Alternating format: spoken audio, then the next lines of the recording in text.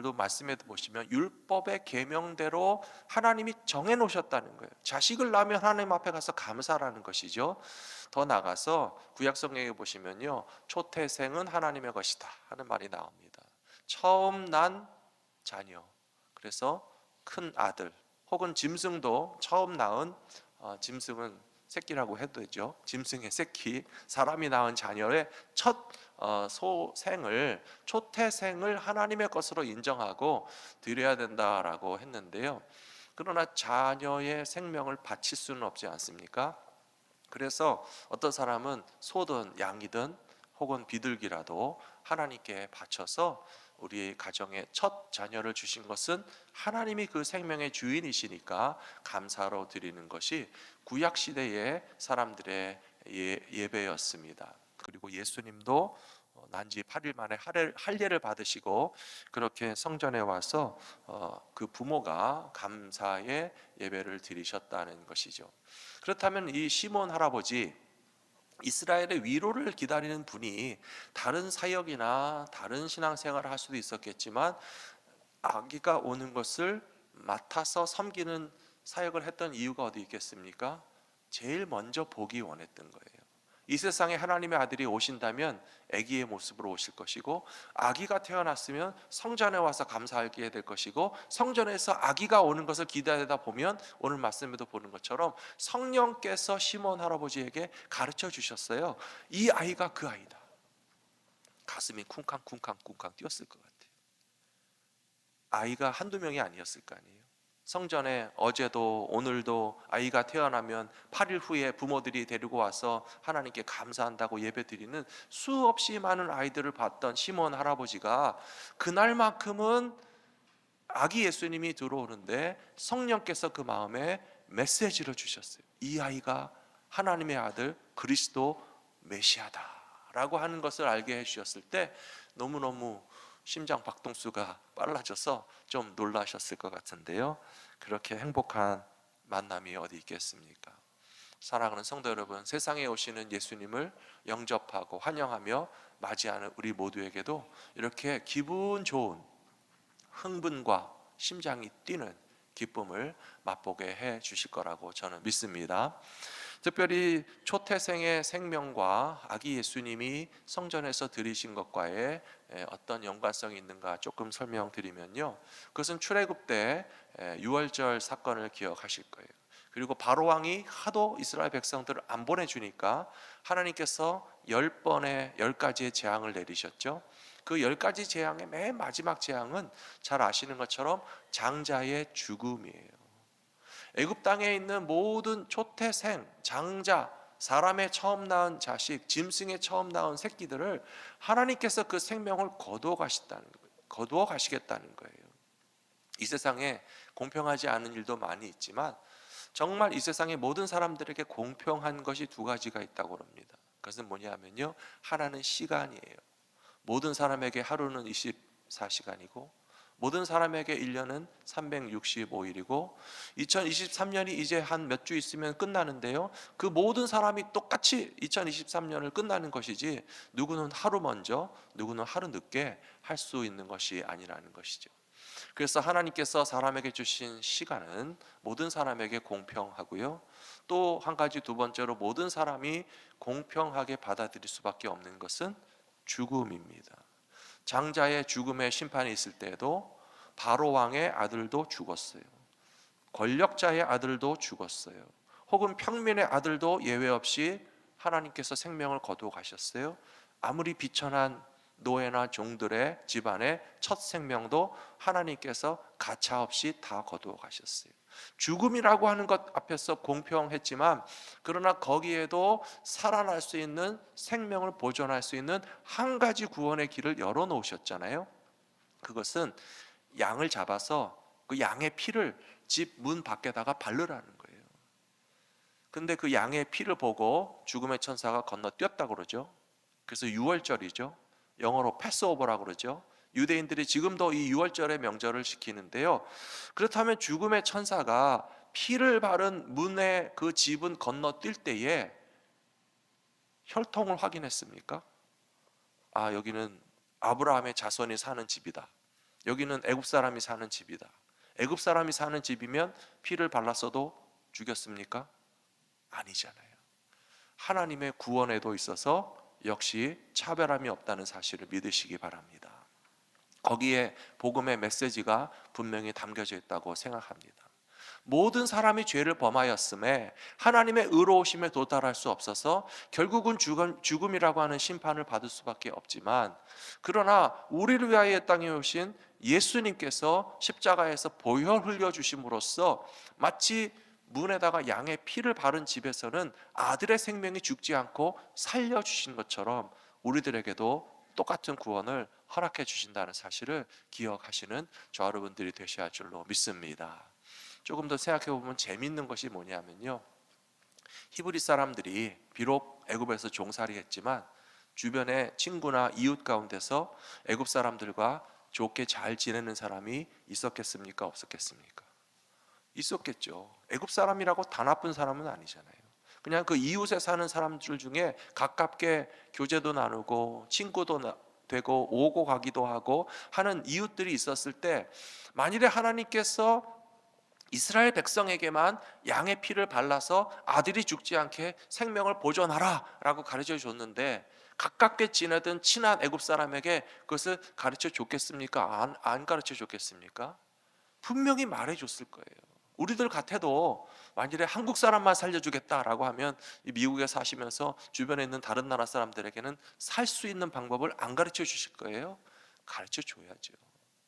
양의 피를 믿음으로 바르면 하나님께서 그 집의 장자의 생명을 거두어가지 않으신다고 우리에게 말씀하셨어 라고 친구에게 가르쳐 줬어요. 받아들이고 안 받아들이고는 거기에 달려있는 거예요. 애굽 사람이 생각할 때에 정말 우리 집의 장자가 죽지 않게 하려면 이스라엘 백성들에게 주신 하나님의 구원의 방법을 우리도 따라가야 되겠다. 양의 피를 바르고 죽음의 천사가 우리 집에는 재앙을 내리지 않도록 피해보자 믿음으로 받아들였으면 살았을 거예요. 그런데 어떤 사람들은 무슨 말도 안 되는 소리를 하냐, 양의 피를 바른다고 죽음의 천사가 건너뛴다고 큰아들이 안 죽는다고, 나는 그런 말 안 믿어. 받아들이지 않는다면 소용이 없겠지만 그 소식을 전해줬을 때 받아들인 사람은요, 성경에 보시면 함께 출애굽을 했어요.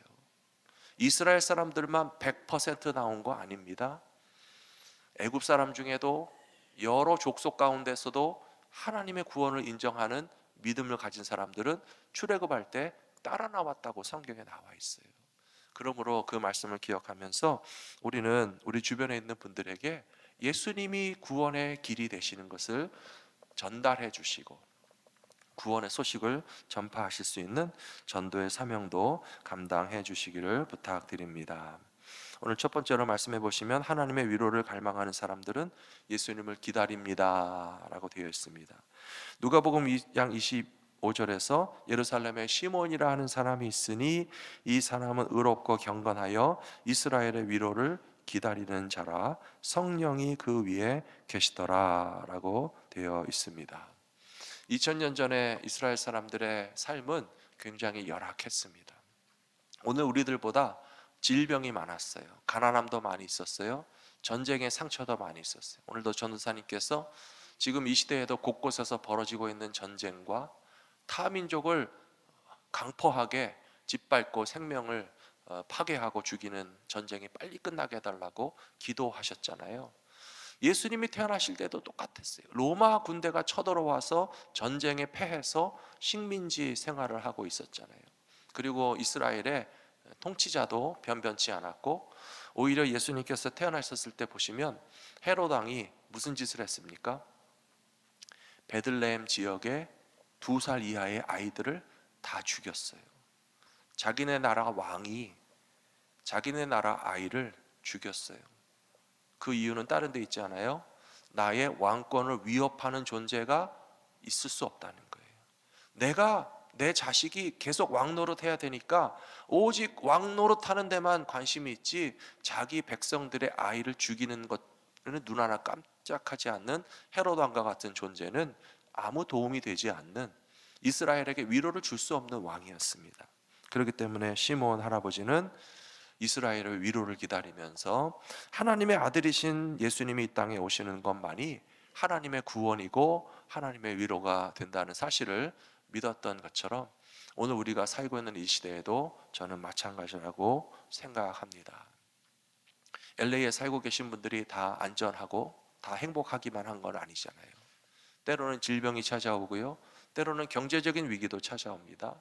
그리고 치안이 불안하고 범죄가 많아지고 미래에 대한 염려가 커지는 이때에 우리들에게도 하나님의 위로하심이 필요한데, 이 세상에 오신 예수님은 바로 우리를 위로하기 위하여 찾아오신 주님이 되시는 것을 기억할 때에 개인적인 우리의 마음에도 하나님의 은혜를 경험하게 되고, 우리가 살고 있는 이 도시 가운데도 구원의 소망이 더 커질 수 있는 성탄절이 될 수 있도록 기도해 주시기를 부탁드리겠습니다. 이어지는 말씀에 보시면 이제 아셀 지파 바누엘의 딸 안나라고 하는 분에 관한 이야기가 나옵니다. 36절에 보시면 이 여자분은 선지자라고 되어 있습니다. 그리고 나이는 매우 많으셨는데 결혼 후에 7년 동안 남편과 살다가 과부가 되어서 현재는 연세가 84세다 그렇게 되어 있습니다. 요즘에는 84세가 아주 많은 연세는 아니시죠. 100세 시대이기 때문에. 그러나 이 당시에는 평균 수명이 많지 않았기 때문에 84세면 상당히 고령이신 그런 분이었던 것으로 볼 수가 있겠습니다. 그런데 이 안나라고 하는 여자분, 선지자이기도 하신 이 분의 삶을 우리가 조금 들여다보면요, 참 아픔과 눈물이 많았겠다라고 하는 생각이 듭니다. 이 당시에 여성들이 결혼하는 평균 연령은요 14세에서 16세였어요. 우리나라도 조선시대에 16세면 다 시집갔어요. 여러분 기억 안 나세요? 경험 안 해봐서 모르시나요? 조선시대에 16세면 시집갔어요. 예수님 시대에도 14세에서 16세 여성들이 결혼했어요. 그런데 결혼해서 몇 년 살았다고요? 7년 살았다고 돼 있어요. 그리고 남편이 일찍 세상 떠났어요. 아마도 20대 초반에 과부가 되었을 거예요. 홀로 자식들을 키워야 됐어요. 근데 지금 연세가 몇 살 되셨다고요? 84세잖아요. 60년의 세월을 홀로 살아오신 분이에요. 60년의 세월을 홀로 살아오시면서 무슨 일을 하셨습니까? 기도하셨어요. 그리고 내 삶에 위로와 소망을 하나님이 주신다라고 하는 믿음을 가지고 사셨어요. 근데 너무나 길고 긴 세월이었지만 60년 가까이 긴 세월이 지난 후에 드디어 아기 예수님을 품에 안았어요. 그 기쁨과 행복함이 얼마나 컸을지 여러분 한번 상상이 되십니까? 예수님은 오늘날에도 그와 같이 우리의 인생을 위해서 찾아오신 하나님의 최고의 선물과 기쁨이 된다는 사실을 믿으시기 바랍니다. 누가복음 8장에도 보시면 예수님을 만나기를 간절히 기다리던 한 여자분에 관한 이야기가 나와 있습니다. 여기 보시면 12해를 혈루증으로 앓는 중에 아무에게도 고침을 받지 못하던 여자가 예수의 뒤로 와서 그의 옷가에 손을 대니 혈루증이 즉시 그쳤더라 그렇게 되어 있습니다. 가끔 이제 이 질병의 내용에 대해서, 제목에 대해서 좀 오해하시는 분이 계시는데요. 혈우병이 있고 혈루증이 있습니다. 전혀 다른 그런 질환이고 질병인데요. 혈루증은 여성 질환입니다. 피가 멈추지 않는 것입니다. 하혈이 계속되는 것입니다. 구약 시대에 보시면 여성들이 한 달에 한 번 일정한 기간에는 격리하게 되어 있습니다. 그래서 남편과도 가까이 하지 말고 심지어 아버지도 그 딸을 가까이 하지 못하는 그런 일시적인 격리 기간이 있었습니다. 그럼 그 외의 기간은 상관없이 가족과 함께 보낼 수가 있었는데요. 근데 이 여자분은 무슨 일인지 몰라도 12년 동안 그 하혈이 잘 정상적으로 멈추지 않는 분이었어요. 그렇다면 일시 격리가 아니라 계속적인 격리 생활을 해야 되는 형편이잖아요. 드러내놓고 활동할 수 없잖아요. 예수님 앞에 당당하게 나서서 예수님 내 병을 좀 고쳐주세요 못한 이유가 바로 거기에 있어요. 은밀하게 뒤로 가서 예수님의 옷자락을 잡았다고 그랬어요. 남편과도 격리해야 되고 아버지도 가까이 할 수 없는 여인이 예수님 앞에 드러내놓고 당당하게 나설 수 없는 그런 마음의 고통과 괴로움이 있었다는 것입니다. 그리고 12년의 세월을 살면서 그 병을 고침받기 위한 모든 방법을 다 동원했습니다. 어떤 의사가 어떤 치료 방법이 있다고 해도 돈을 아끼지 않고 치료받기 위해서 노력했지만 다 소용이 없었다라고 되어 있습니다. 그런데 그 여인의 마음 가운데 이제 마지막 남은 소망이 무엇이었겠습니까?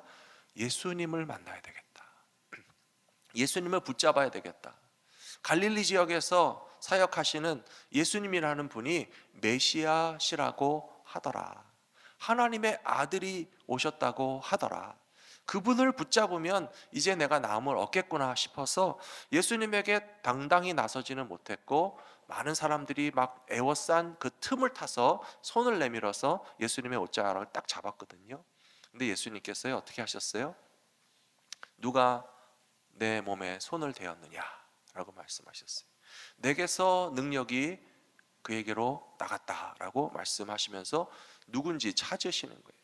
제자들이 옆에서 이야기했어요. 예수님 옆에 지금 사람들이 막 잔뜩 모여 있는데, 오고 가는 사람들이 스치고 부딪히느라고 누가 누군지 알 수 없는데 왜 굳이 누군가를 찾으십니까? 라고 얘기했을 때 예수님께서 분명히 말씀하셨어요. 누가 나를 붙잡았고 그에게로 능력이 나갔다. 여인이 예수님 앞에 나섰습니다.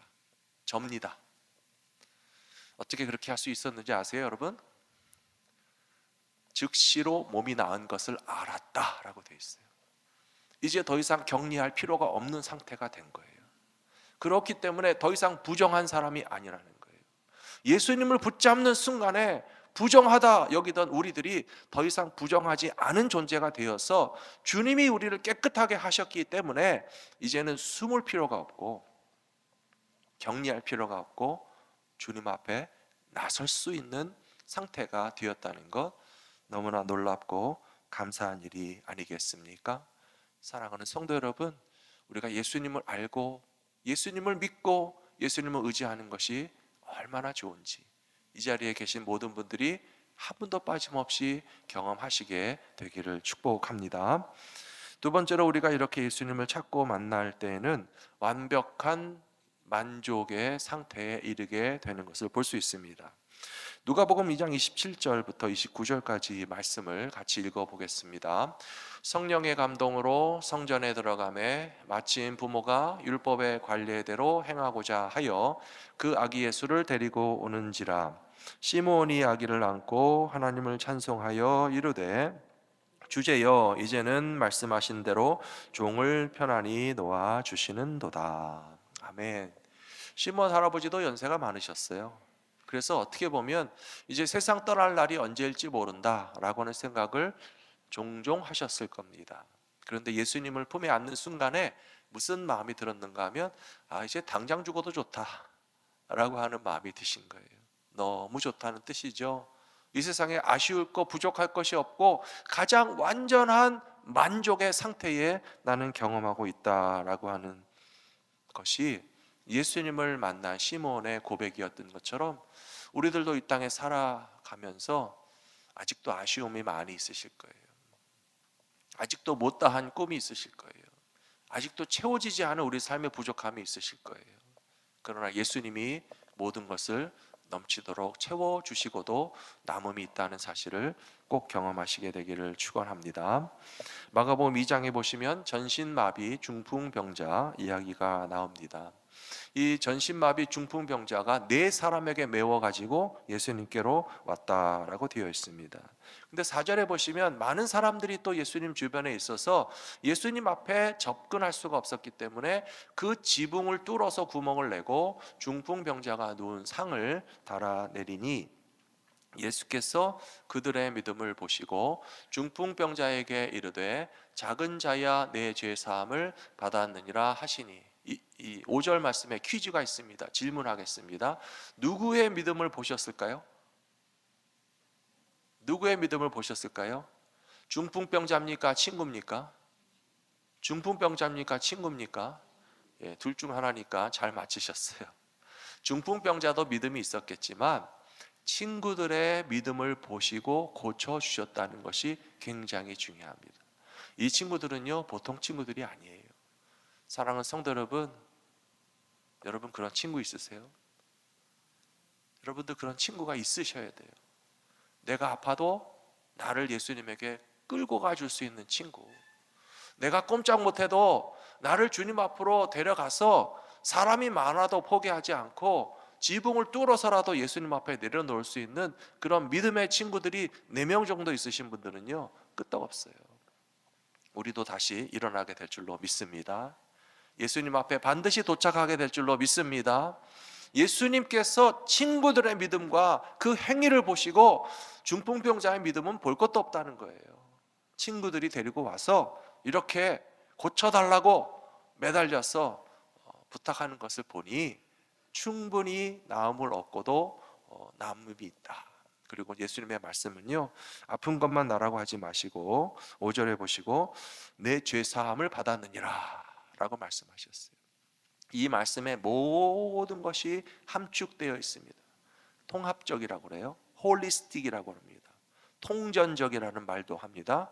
우리의 영혼의 죄를 씻어주시고 육체의 질병을 나아주시고 심리적인 상처를 치유해주시고 인간의 관계를 회복시켜주시고 예수님의 구원은 홀리스틱한 거예요. 통전적인 거예요. 통합적인 거예요. 우리 삶의 모든 영역을 다시 완벽하게 회복시켜 주시는 구원이 예수님에게서부터 나오기 때문에 중풍병으로 누워있는 사람을 가리켜서 말씀하시기를 너의 죄가 사함을 받았다라고 하는 선포를 하시는 겁니다. 그러자 그 사람이 누워있다가 일어서서 자기의 침상을 정돈하고 기뻐 뛰고 찬송했다라고 되어 있습니다. 사랑하는 성도 여러분, 예수님을 만난 사람에게는 우리의 삶이 완벽하게 회복되고 치유되는 은혜로서 더 이상 만족할 것이 없는 최상의 만족의 상태에 이르게 되는 것이 예수님을 만나는 경험이라는 사실을 믿으시기 바랍니다. 마지막 3번째로 간절한 사모함으로 주님을 찾을 때 그 구원의 기쁨은 더 크게 됩니다. 누가복음 2장 30절에 보시면 내 눈이 주의 구원을 보았사오니 이는 만민 앞에 예비하신 것이요 이방을 비추는 빛이요 주의 백성 이스라엘의 영광이니이다 라고 시몬 할아버지가 찬송하고 있습니다. 아기 예수님을 품에 안고서 하나님의 구원을 봤다라고 말하고 있어요. 이방을 비추는 빛이고 주의 백성 이스라엘의 영광이라고 말씀하고 있어요. 사랑하는 성도 여러분, 크리스마스의 중요한 그 심볼 중에 하나는요, 빛입니다. 촛불을 오늘은 2개 켰어요. 다음 주엔 3개 켤 거고요. 크리스마스 날에는 5개 다 켜는 게 전통인데요. 불을 밝히는 이유. 성탄 트리에도 나무만 세워놓는 것이 아니잖아요. 장식도 하고 불도 켜시잖아요. 불을 켜고 빛을 비춘다는 것은 결국은 본다라고 하는 거예요. 보아야 할 것을 보지 못하는 것은 참 불행합니다. 볼 수 없던 것을 볼 때에는 기쁨이 충만합니다. 눈이 떠질 때 신세계가 열린다는 표현을 해요. 사랑하는 성도 여러분, 예수님을 볼 수 있는 빛을 비춰주기 위해서 불을 켜는 겁니다. 시몬 할아버지는 그냥 평범한 아기를 품에 안은 것이 아니라 눈이 떠지고 신세계가 열린 거예요. 하나님의 구원의 빛을 봤다라고 말하는 이유가 거기에 있습니다. 저와 여러분들은 빛을 찾은 사람들이고 예수님을 보는 믿음의 눈이 열린 사람들이에요. 얼마나 기쁨이 있습니까? 그런데 분명히 이 세상에는 아직도 많은 사람들이 불이 켜진 줄 모르는 사람들이 있어요. 어둠 가운데 행하시는 분이 있어요. 예수님을 알아보는 눈을 뜨지 못한 분들이 있습니다. 눈을 뜨게 해주시라는 겁니다. 그것이 바로 복음을 전하는 것입니다. 성경에 보시면 마가복음 10장에 여리고성의 소경 바디메오라는 사람의 이름이 나옵니다. 성경 시대에는요, 재밌는 이름 짓기 원칙이 있었어요. 아버지의 이름이 디메오예요. 그럼 아들은 뭐라고 부르는지 아십니까? 바디메오라고 부르는 거예요. 앞에 바자가 붙으면 누구 아들이라는 뜻이에요. 아버지가 디메오니까 아들은 바디메오가 되는 거예요. 이해가 되세요? 그래서 아버지는 디메오, 아들은 바디메오인데 이 바디메오라는 맹인은 눈을 보지 못하는 사람이었어요.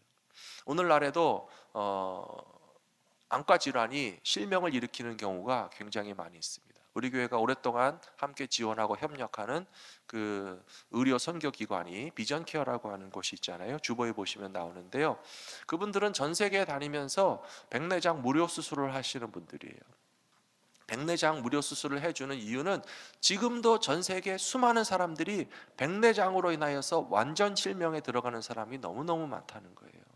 한 나라 안에 안과 의사, 백내장을 수술할 수 있는 의사가 몇 명 없는 나라가 굉장히 많이 있고, 아주 부자가 아니라면 그 나라에서는 백내장 수술을 받지 못하니까 결국 그게 생기면 점점 뿌얘지다가 완전히 하얗게 돼서 앞을 보지 못하는 실명이 많이 생기기 때문에 그 무료 백내장 수술을 해주는 선교기관에 저희가 협력하고 있고요. 지난 주간에는 LA에서도 의료보험이 없는 분들 3분의 눈을 뜨게 해주셨어요. 오늘날에도 이렇게 안과 질환은 완전 실명이 와서 삶이 제대로 영위될 수 없는 지경에 이르게 되는 분들이 있는데, 2000년 전에는 얼마나 많았겠어요. 2000년 전에 성경에 보시면 소경에 관한 이야기가 많이 나오잖아요. 예수님께서 눈먼자를 뜨게 해주신 이야기가 많이 나오잖아요. 실로암 연못에 가서 눈을 뜬 사람도 있고, 여기 여리고에 살고 있던 디메오의 아들 바디메오의 눈도 뜨게 해주셨잖아요. 그런데요, 바디메오가 어떻게 눈을 뜨게 됐는가 말씀해 보시면 47절에서 나사렛 예수시란 말을 듣고 소리 질러 이르되 다윗의 자손 예수여 나를 불쌍히 여기소서 하거늘, 많은 사람이 꾸짖어 잠잠하라 하되 그가 더욱 크게 소리 질러 이르되 다윗의 자손이여 나를 불쌍히 여기소서 하는지라, 그렇게 나와 있어요. 제가 이 말씀을 왜 찾았냐면요, 예수님을 좀 불러서 찾으시라는 거예요. 앞을 보지 못하는 사람은 예수님을 멀리서 보고 달려가서 덤빌 수는 없어요. 혈루증 앓던 여인은 그래도 은밀하게 다가가서 옷자락을 잡았죠. 근데 앞을 보지 못하는 사람은 적극적인 활동을 하기가 힘들어요. 하지만 앞이 보이지 않아도 한 가지 할 수 있는 건 있어요. 소리는 지를 수 있잖아요. 그래서 우리 동네, 내가 살고 있는 이곳에 예수님이 지나가신다는 소식을 듣고 사람들이 웅성웅성 와글와글 예수님이 오셨나 보다 하는 소리가 들리니까 귀로 듣고 소리를 지르기 시작하는 거예요. 다윗의 자손 예수여 나를 불쌍히 여기소서. 그랬더니 옆에 있는 사람들이 뭐라 그랬어요? 시끄럽다, 조용히 하라 하는 거예요. 예수님 부른다고 무슨 소용이 있느냐. 주변에 있는 사람들이 꾸짖었다고 말하고 있어요. 그럼에도 불구하고 바디메오라는 사람이 더 크게 소리를 질러서 다윗의 자손 예수여 나를 불쌍히 여기소서 부르짖을 때에 주님이 찾아와 주시고 만나 주시고 눈을 뜨게 해 주셨습니다. 여러분들의 현실 가운데서는 답답한 일이 있지 않으세요? 어려운 일이 있지 않으세요? 힘든 일이 있지 않으세요? 혹은 질병이 찾아와서, 혹은 가정의 자녀들 때문에 여러 가지 이민 생활에 어려움이 있지 않으십니까? 잠잠히 계시지 마십시오. 부르짖어서 주님을 찾으십시오. 연습을 한번 해보도록 하겠습니다. 다윗의 자손 예수여 나를 불쌍히 여기소서. 그 정도 해가지고는 예수님이 안 들려요. 크게 하셔야 돼요. 다윗의 자손 예수여 나를 불쌍히 여기소서. 그거보다 2배는 더 크게 하실 수 있을걸요. 한 번 더 해보겠습니다. 다윗의 자손 예수여 나를 불쌍히 여기소서. 조금 더 크게 하실 수 있을 것 같은데요. 한 번만 더 해보겠습니다. 다윗의 자손 예수여 나를 불쌍히 여기소서. 예수님이 들으셨어요. 여러분들에게 찾아오십니다. 그리고 49절과 같이 말씀하십니다. 예수께서 머물러 서서 저를 부르라 하시니 저희가 그 소경을 부르며 이르되 안심하고 일어나라. 예수님이 너를 부르신다. 주님께서 이 성탄의 계절에 우리를 찾아와 주시고 눈을 뜨게 하시고 우리를 위로해 주시고 이 시대 백성들에게 참 빛을 비추어 주실 줄로 믿습니다.